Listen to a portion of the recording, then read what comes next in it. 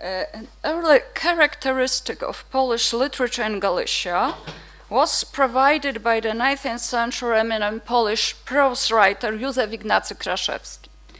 During his long career as a writer, Kraszewski was active in various centers of Polish culture, both in Poland and on emigration.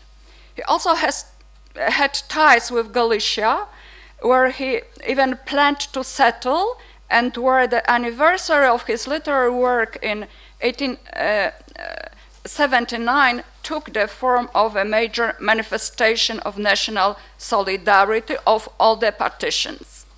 In his novel *The Magic Lantern*, published in 1842, he portrayed types of people originating from, quotation, various regions of former Poland.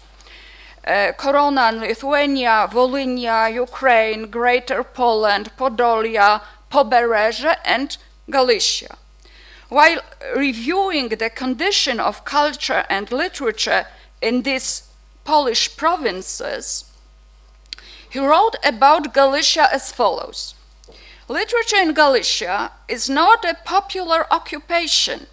It is practiced, old-fashioned style, by a few poor writers and a few great lords who collect books, publish their works from their artistic collections, perhaps because of their vanity. Not much is published there. Few people read and buy books. End of quotation. In his view, therefore, cultural work in Galicia, Polish cultural work in Galicia, was not at its best, and the province itself seemed an area without a major role in the Polish literature. Kraszewski placed Galician literature within the framework of the Polish literature and located Galicia within the framework of Polish lands. In his description, he combined maps from before partitions and with those after partitioning, referred to traditional systematics of historical lands and political territories, accounting for geopolitical changes after 1772 and partly ignoring them. This problem with cartography, which consists in the need to inscribe Galicia into a series of maps reflecting the changing geopolitical order and recognizing it either as a formally established by petitioners, of course, artificial administrative area, or as a separate region with special properties, was not reserved to the 19th century Polish authors like Kraszewski. It is still strongly present in contemporary Polish literary studies, where Galician literature is analyzed from three different geographical, cultural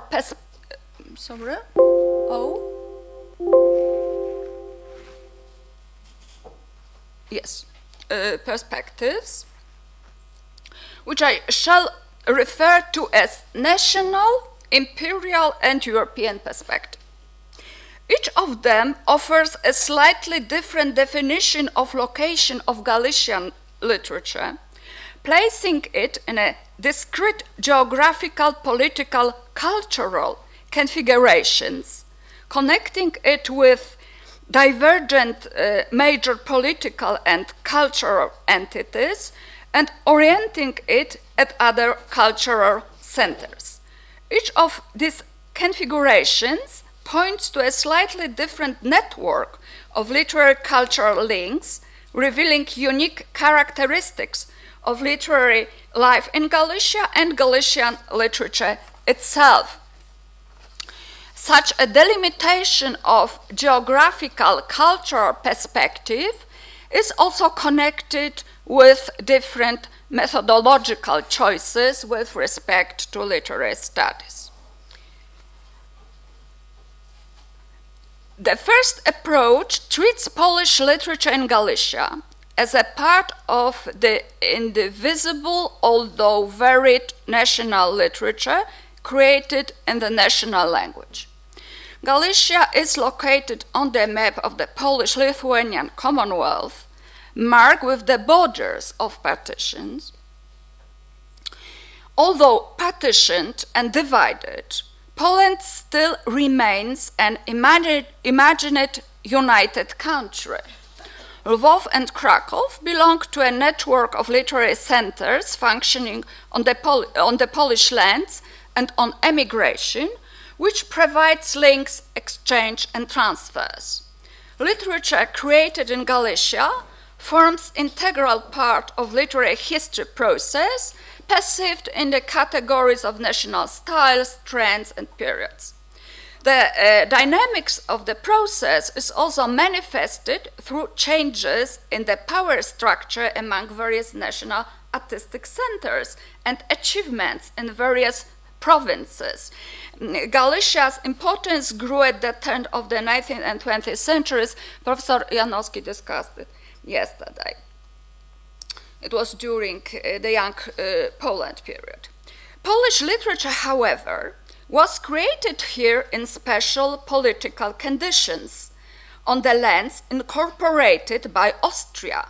Therefore, the operation of Polish cultural institutions was determined by the policy of partitioner country, particularly by its attitude to the Polish language, education in Polish, and censorship with respect to Polish publications.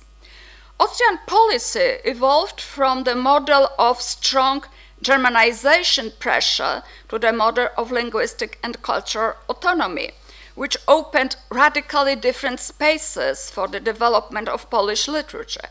As a result, the pace of development related to the Polish literature in Galicia was largely dictated by external, local political factors, with the main turning point being the introduction of Polish language at schools and in administrative authorities. Adopting this approach, literary studies favor the perspectives of literary geography, geography of literary life, or sociology of literature that allow presenting the dialectics of Polish writings in Galicia as strictly connected with the entire national literature, while at the same time constituting its local variant. Literature created in the region is perceived as a part, quotation, of national higher cultural entity. From this perspective, in the theme repertoire, national topics, historical narratives, and contemporary stories building the national imagined community are at the fore. And for example, writings by Wincenty Pol, with whose historical narratives Pieśń Janusza and very exceptional description of the Polish land. Yesterday, Professor Wolf discussed the question Nasz kraj, and also the formulation Nasza ziemia is a synonym of ojczyzna, Poland, and so on, that was very often used in Polish literature. Just to omit saying a word about partitions. And another important writer, Stanisław Wyspiański, his role as a writer who acted as the seducer, we can say, and the role of his works as a symbol of that serve as a symbol of seductive and poisoning power for Jewish readers. This role was discussed yesterday, and some books by Wyspiański as well, Jan Lam, Władysław Łoziński. According to the second of the discussed approaches, Polish literature in Galicia is treated as a component of multilingual literature of the Habsburg Empire.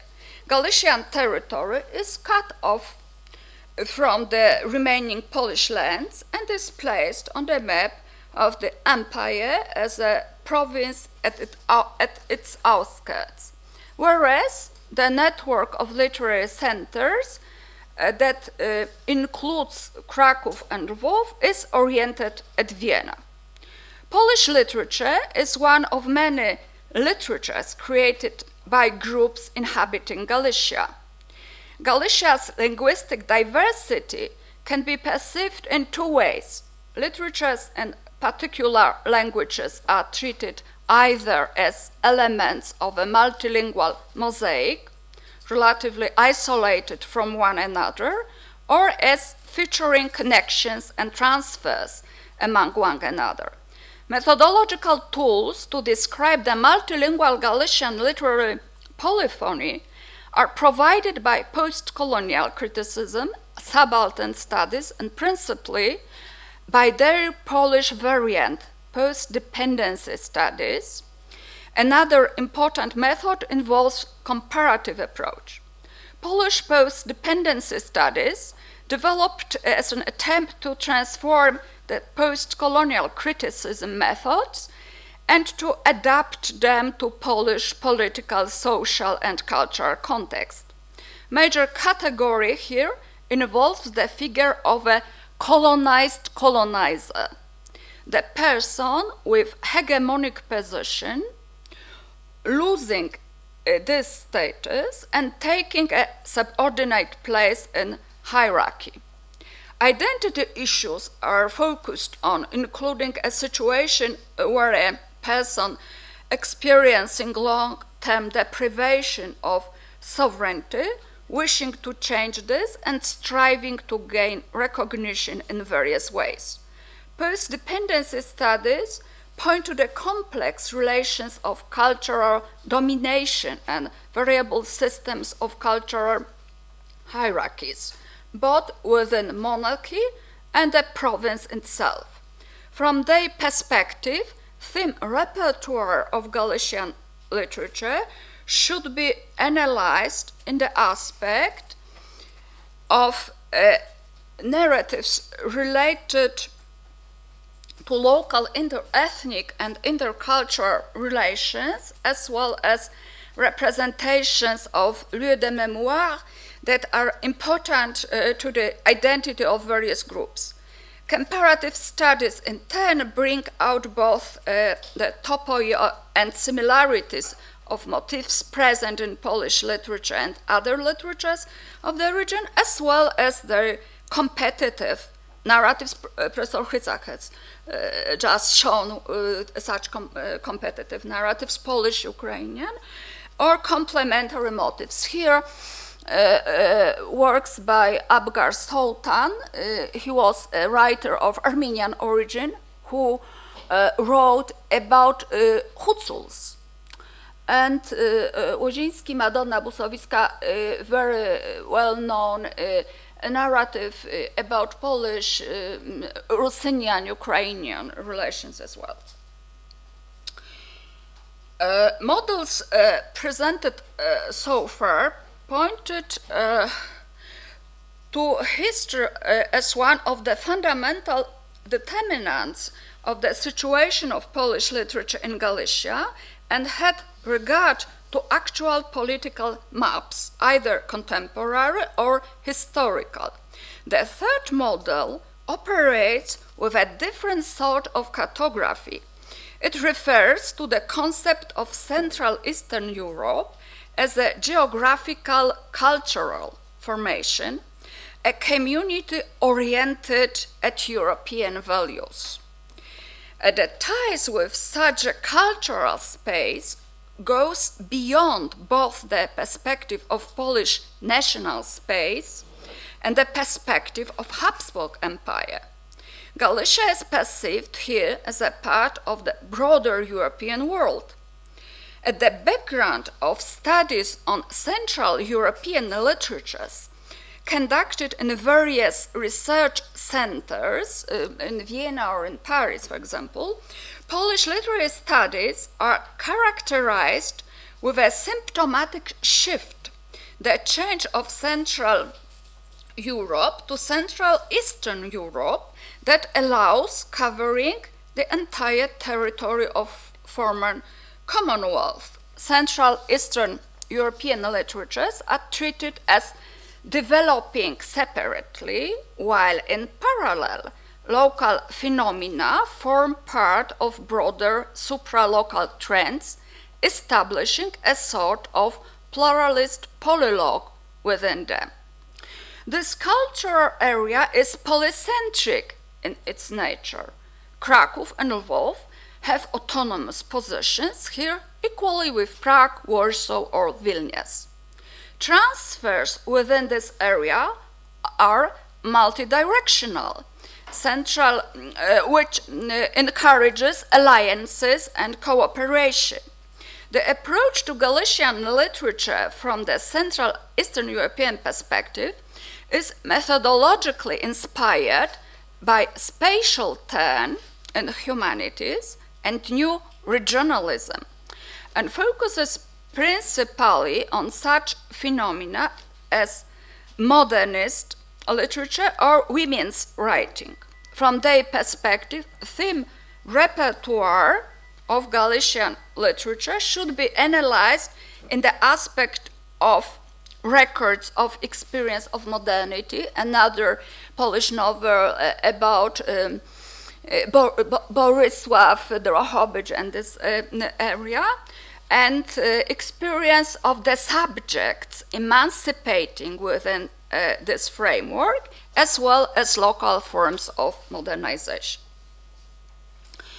The model of Galician literature as a part of Polish national literature is the most traditional and the earliest. In the second half of the 19th century, it was applied both by historians of literature with scientific ambitions and by local chronicles of Galician literary life, including Władysław Zawadzki, author of the two works devoted to Galician literature, Literature in Galicia 1772-1848, and another one, Journalism in Galicia. Both were published in 1878.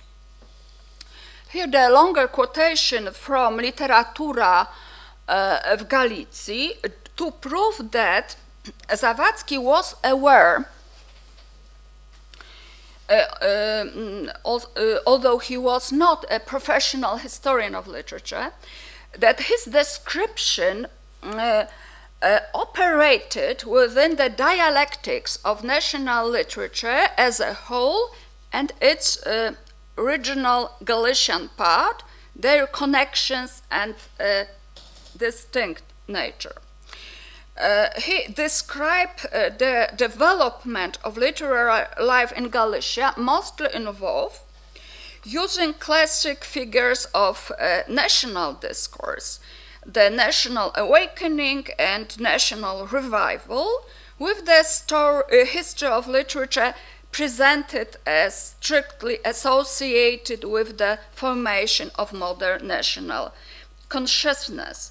This consciousness was manifested by romantic works based on the models from folk culture and literature, representing, quotation, original creation without foreign influences.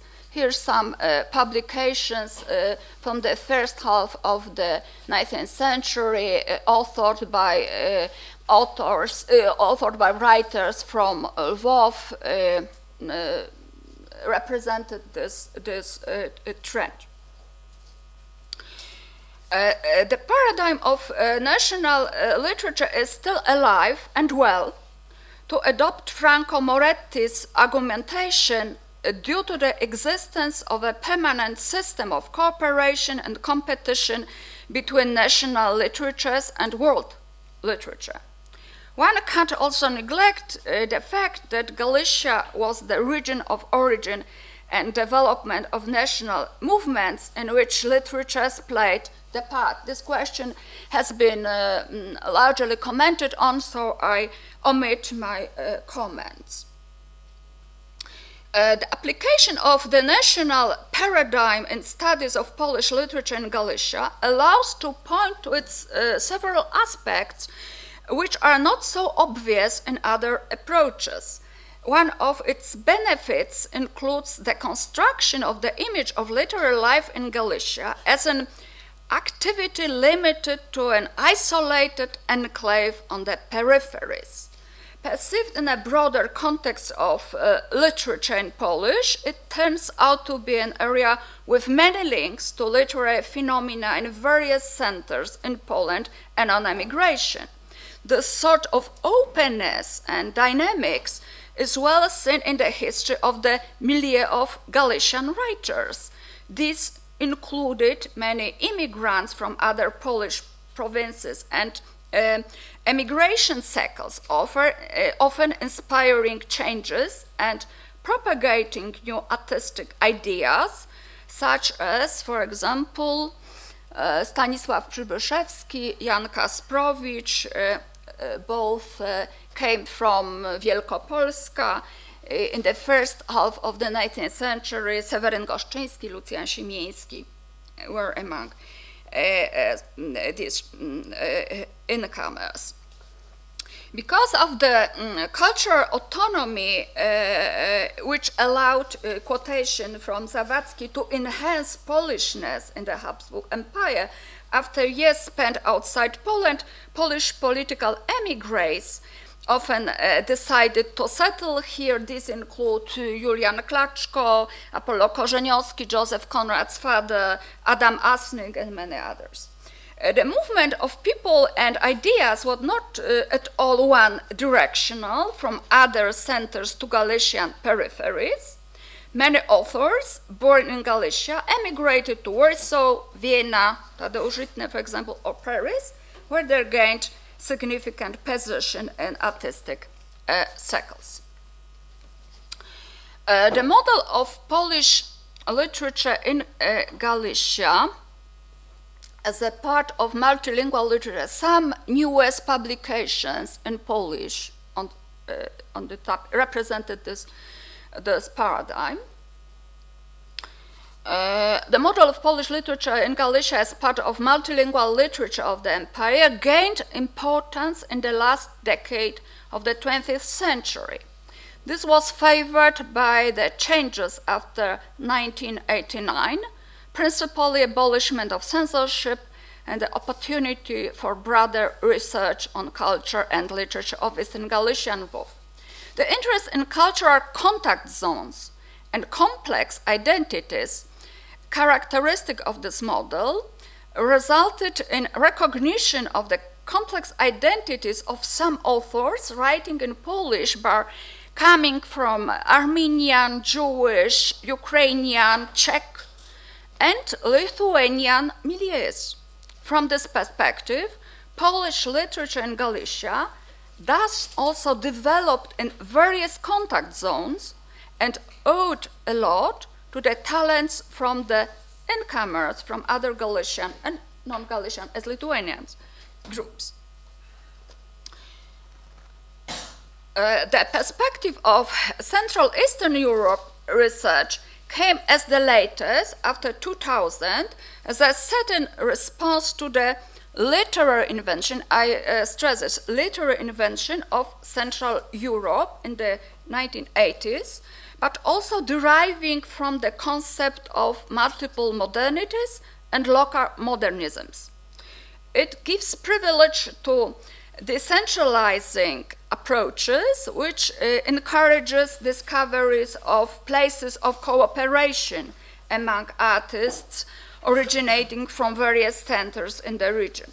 It allows new readings of artistic and literary projects that were important to the modernist literature in Galicia, such as activities of Kraków Weekly Życie, the periodical considered as the main tribune of young Poland's artists, publishing Stanisław Wyspiański's drama, for example, was first managed by Ludwik Szczepański, who had arrived from Vienna, and later by Stanisław Przybyszewski, who had arrived from Berlin.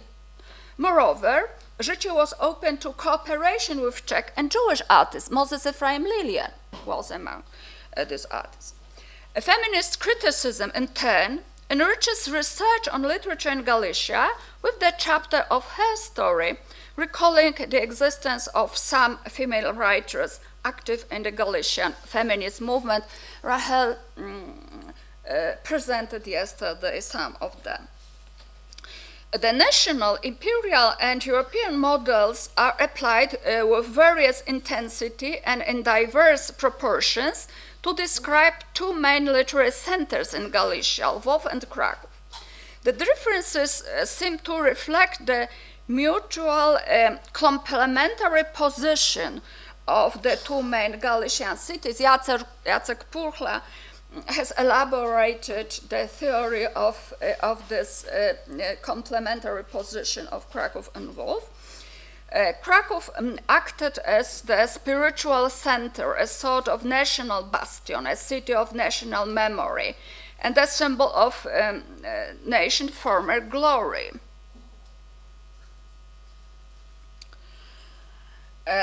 Lwów, the administrative capital of the province, was a modern political center. Each of the cities brought a distinct literary tradition. Kraków gave importance to memory of great literature of Renaissance and Baroque, with initiatives commemorating Jan Kochanowski, for example. Lwów took what one of the later assessments of its literary role was a cultural desert at the turn of the 18th and 19th century. It had no Polish institutions, schools, scientific societies, periodicals, and thus it had neither writers writing in good literary Polish nor educated public. End of quotation. Its role began with Romantic and Slavofized initiatives. Therefore, if history of literature in Kraków is presented as a national continuum, history of literature in Lwów follows the discourse of national awakening. Furthermore, the multilingual context of Polish literature in Lwów was incomparably richer than the multilingual context of Polish literature in Kraków. In both cities, the literature thus developed in a different institutional environment and in a distinct spiritual atmosphere. It was not only a popular opinion that in the 19th century Kraków was a conservative, traditionalist, but truly Polish city, while Lwów was open, modern, liberal, multinational, and cosmopolitan. According to some researchers, the differences were also visible in the literary forms that dominated in the literature of both centers. In Kraków, it was historical prose, political and historical essays. Bobrzyński, for example, mentioned by Professor Janowski yesterday, or drama, Wyspiański. Whereas in Lwów, this was feuilleton and satire. The Lwów school of satire is a very popular topic in the recent year.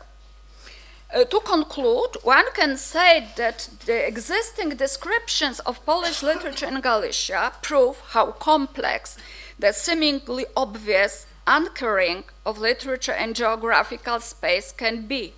The cartographies of Polish literature in Galicia present it as a phenomenon of many forms, with changes depending on the maps of Galicia that serve as its point of reference. Free conceptualization thereof, national, imperial, and European, are not fundamentally contradictory, but focus on different properties and provide diverse visibility of certain phenomena. The approaches undoubtedly constitute a challenge to one another, pointing to distinct identity profiles, identifications, and routing of Polish Galician literature. Thank you.